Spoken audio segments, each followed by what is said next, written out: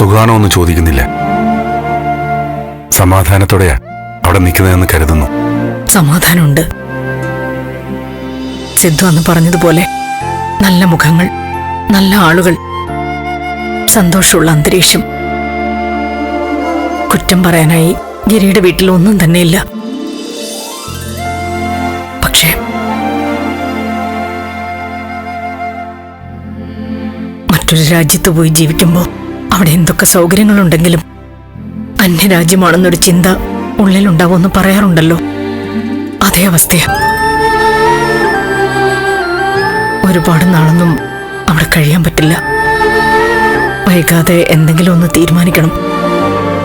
തന്നെ കുറ്റം പറയുന്നില്ല. ഈ ഒരു അവസ്ഥയില് ആരായാലും ഇങ്ങനെയൊക്കെ ചിന്തിച്ചു പോകും.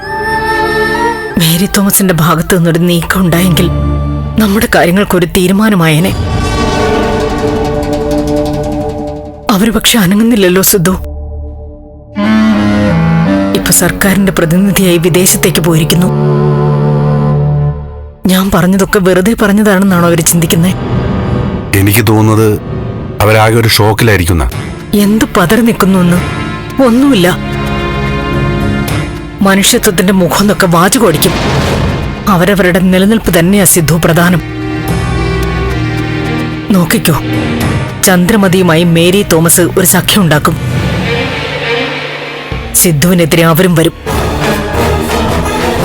മേരി തോമസിന്റെ പ്രതികരണം എന്നെ ഞെട്ടിച്ചു കളഞ്ഞു. അവരെല്ലാം വളരെ കൂളായിട്ടെടുത്തിരിക്കുന്നു. മേരി തോമസിന്റെ പേരും നമ്മൾ കോടതിയിൽ പറയേണ്ടി വരും. അന്ന് വീട്ടിൽ വന്നപ്പോ മേരി തോമസ് എന്തൊക്കെയാ പറഞ്ഞത്? സിദ്ധു അവരുടെ ഗുരുവാണ്, മാതൃകാ പുരുഷനാണ്. സിദ്ധുവിന്റെ ആദർശം പിന്തുടർന്നാണ് അവര് രാഷ്ട്രീയത്തിലെത്തിയത്. എന്നിട്ടിപ്പോ അവർക്ക് ആദർശവും വേണ്ട, നന്മയും വേണ്ട. അവരെ ഈ കേസിൽ വലിച്ചഴക്കേണ്ട പ്രഭ. നമ്മളായിട്ട് വലിച്ചഴക്കുന്നില്ല. പക്ഷെ അവർക്ക് തനിയെ തന്നെ വരേണ്ടി വരും.